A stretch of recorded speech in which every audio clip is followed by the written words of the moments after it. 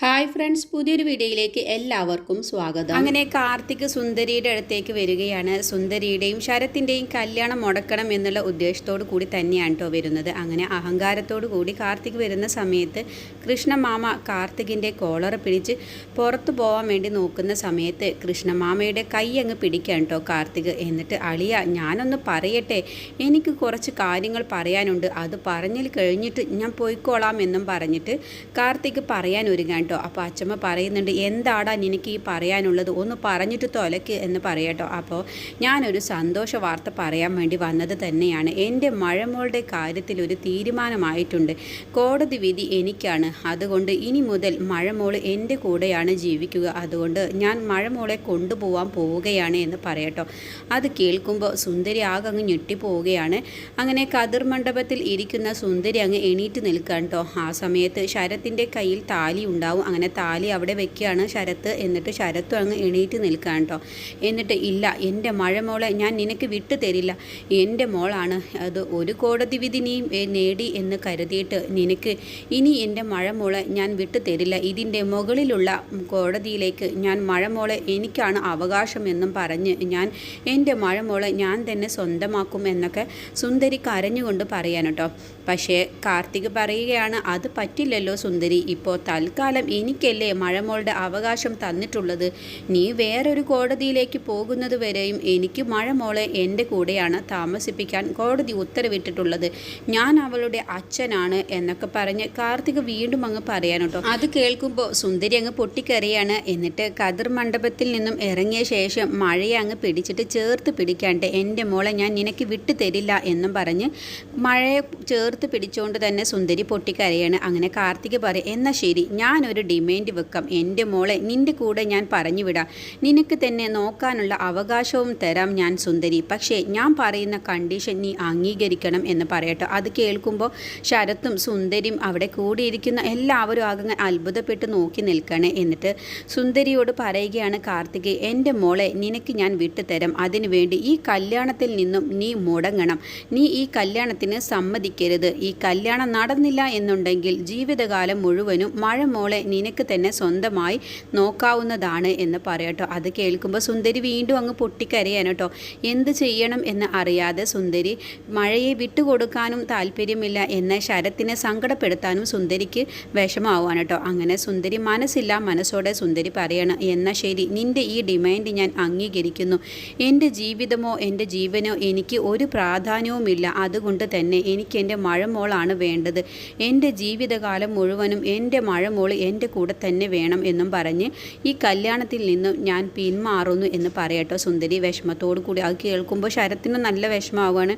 അപ്പോൾ അച്ഛമ്മ അങ്ങ്, എന്താ മോളെ നീ ഈ പറയുന്നത്? അതെ അച്ഛമ്മ, എൻ്റെ മഴമോളെ എനിക്ക് പിരിഞ്ഞിരിക്കാൻ കഴിയില്ല. എൻ്റെ മഴമോളില്ലാത്ത ഒരു ജീവിതം എനിക്ക് ആലോചിക്കാൻ പോലും കഴിയില്ല.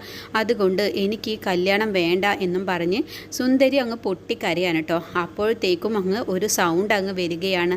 അത് നീ അങ്ങ് തീരുമാനിച്ചാൽ മതിയോ സുന്ദരി എന്നും പറഞ്ഞിട്ട് ഒരു സൗണ്ട് വരികയാണ് കേട്ടോ. അപ്പോൾ എല്ലാവരും ആ സൗണ്ട് വന്ന ഭാഗത്തേക്ക് നോക്കുകയാണ്.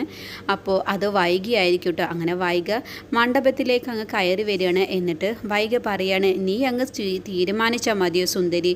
എൻ്റെ മോളാണ് മഴമോള് ആരുടെ കൂടെ ജീവിക്കണം എന്നുള്ളതൊക്കെ ഞാൻ തീരുമാനിക്കും എന്നൊക്കെ പറഞ്ഞിട്ടാണ് കേട്ടോ വൈക വരുന്നത്. അങ്ങനെ വൈകിയെ കാണുമ്പോൾ കാർത്തിക്, വൈക നീ എവിടെയായിരുന്നു മോളെ എന്നങ്ങ് പറയുമ്പോൾ, ഒന്ന് മാറി നിൽക്കടോ എന്നും പറഞ്ഞ് കാർത്തികിനെ ഒരു തള്ളങ്ങ് വെച്ച് കൊടുക്കുകയാണ് കേട്ടോ വൈഗയുടെ ദേഹത്ത് കാർത്തിക് കൈ വെക്കുന്ന സമയത്ത്. അങ്ങനെ സുന്ദരി പറയുകയാണ് മഴയോട്, മോളെ നീ ചോദിച്ചില്ലേ നിൻ്റെ അമ്മയുടെ പേര് വൈഗ എന്നാണെന്ന്, ഇതാ നിൽക്കുന്നു, ഇതാണ് നിൻ്റെ അമ്മ എന്നും പറഞ്ഞ് സുന്ദരി മഴയെ കാണിച്ചു കൊടുക്കുകയാണ് കേട്ടോ.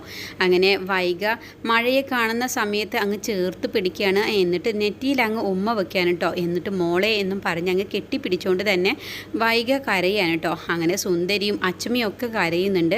അങ്ങനെ കാർത്തിക് വീണ്ടും മണ്ഡപത്തിലേക്ക് അങ്ങ് കയറി വരികയാണ് കേട്ടോ. എന്നിട്ട് വൈഗയോട് പറയുന്നു, വൈഗ, ഇതാണ് നമ്മുടെ മോള് മൊത്ത് നമുക്ക് സുഖമായിട്ട് എവിടെയെങ്കിലും ദൂര സ്ഥലത്ത് പോയിട്ട് ജീവിക്കാൻ വൈഗ. ഞാൻ കോടതിയിൽ നിന്നും മഴമോളെ നമുക്ക് തന്നെ സ്വന്തമാക്കിയതിൻ്റെ അനുവാദം വാങ്ങിയിട്ടുണ്ട് എന്നും പറഞ്ഞ് വൈഗയുടെ നേരെ ആ കോടതിയുടെ ഉത്തരവ് അങ്ങ് കാണിച്ചു കൊടുക്കാൻ കേട്ടോ. ആ പേപ്പർ കാണിച്ചു കൊടുക്കുന്ന സമയത്ത് വൈഗയ്ക്ക് അങ്ങ് ദേഷ്യം വരികയാണ്. അങ്ങനെ വൈഗ അങ്ങ് എണീറ്റ് നിന്നുകൊണ്ട് തന്നെ കാർത്തികിൻ്റെ കാരണം നോക്കി ഒന്നങ്ങ് പൊട്ടിക്കാൻ കേട്ടോ. എന്നിട്ട് പറയുക, ഇനി നീ ഒരക്ഷരം മിണ്ടിപ്പോവരുത്. നിനക്ക് എന്ത് അവകാശം എൻ്റെ മോളിൽ? എൻ്റെ മോളാണ് മഴമോള്. ഞാൻ പ്രസവിച്ച എൻ്റെ കുഞ്ഞാണ് മഴമോള്. അതുകൊണ്ട് തന്നെ കുഞ്ഞിനെ ജീവിക്കാൻ ഏറ്റവും കൂടുതൽ അവകാശം കോടതി തരിക സ്വന്തം അമ്മയുടെ കൂടെയാണ്. അതുകൊണ്ട് തന്നെ നിനക്ക് ഒരു അവകാശവുമില്ല. അച്ഛൻ്റെ കൂടെ വിടാനൊന്നും ഒരിക്കലും അമ്മ ജീവിച്ചിരിക്കുമ്പോൾ കോടതി ഉത്തരവിടില്ല എന്നും പറഞ്ഞിട്ട് മഴയെ ചേർത്ത് പിടിച്ചുകൊണ്ട് വൈഗ പറയുകയാണ്, എൻ്റെ കുഞ്ഞ് ആരുടെ കൂടെയാണ് ജീവിക്കേണ്ടത് എന്നുള്ളത് തീരുമാനിക്കേണ്ടത് ഞാനാണ്. ഞാൻ സുന്ദരിയാണ് എൻ്റെ കുഞ്ഞിനെ നോക്കാൻ വേണ്ടി ഏൽപ്പിച്ചത്. എനിക്ക് എന്നെക്കാളും വിശ്വാസമാണ് സുന്ദരിയെ. സുന്ദരി എൻ്റെ മോളെ പൊന്നുപോലെയാണ് നോക്കുന്നത്.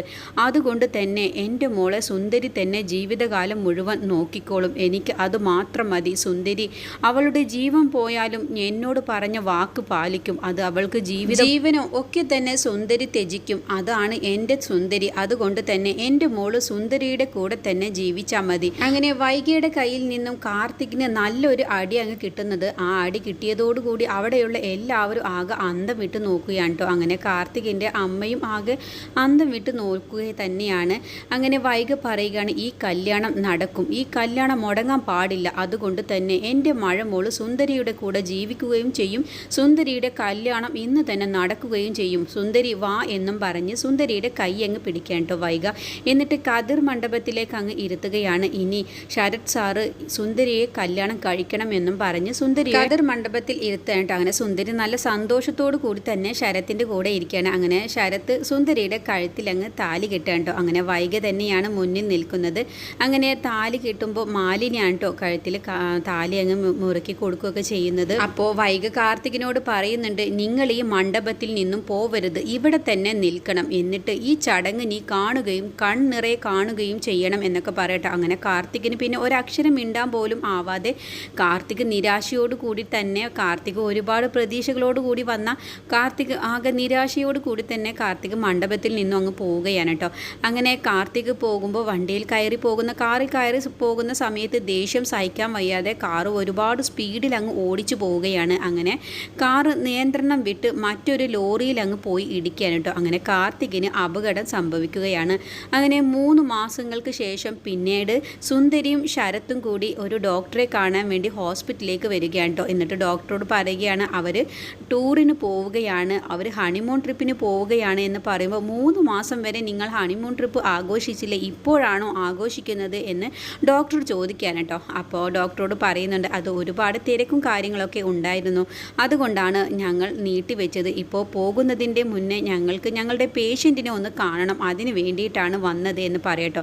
അങ്ങനെ ആ പേഷ്യൻറ്റിനെ കുറിച്ച് ഡോക്ടർ വായ തോരാതെ ഒരുപാട് കാര്യങ്ങൾ പറയട്ടോ.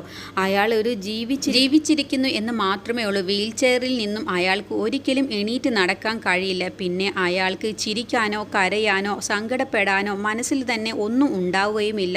അത് ഒരു പക്ഷേ ദൈവം അയാൾക്ക് കൊടുത്ത ശിക്ഷയായിരിക്കും. അയാൾ അത്ര ദുഷ്ടതയുള്ള ആളാണെന്നൊക്കെ ഞാൻ കേട്ടിട്ടുണ്ട്, അതുകൊണ്ടായിരിക്കാം. എന്തായാലും നിങ്ങൾക്ക് കാണണമെന്നല്ലേ പറഞ്ഞത്, അത് ആ സൈഡിലുള്ള റൂമിലുണ്ട്. ഇന്ന് തന്നെ അയാളെന്നെ ഒരു അനാഥാലയത്തിലേക്ക് കൊണ്ടുപോകും.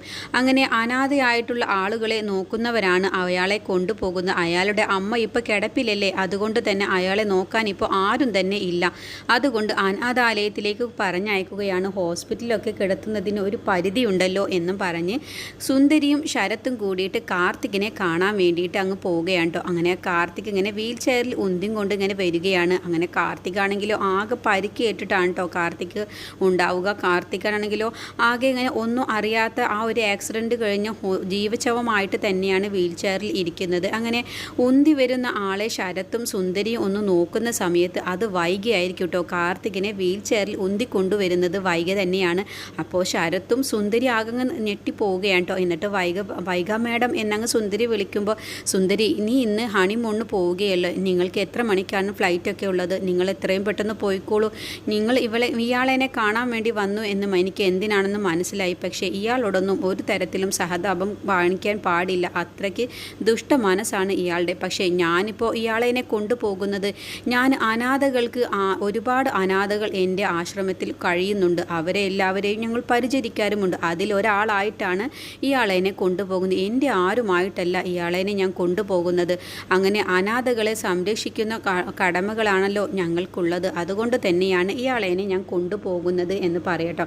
അങ്ങനെ കാർത്തികിനെ വൈഗ അനാഥ അനാഥാലയത്തിലേക്ക് കൊണ്ടുപോവുകയാണ്. ആ സമയത്ത് കാർത്തിക് ചിന്തിച്ചു കൂട്ടുന്നത് ഇത് തന്നെയാണ് എൻ്റെ അഭിനയം. എനിക്ക് രോഗമുണ്ടെന്ന് ഞാൻ അഭിനയിച്ച് എൻ്റെ ഭാര്യ എൻ്റെ വൈഗയുടെ കൂടെ ജീവിക്കാൻ വേണ്ടിയിട്ട് തന്നെയാണ് ഞാൻ ഇങ്ങനെ ഒരു അഭിനയം അഭിനയിക്കുന്നത്.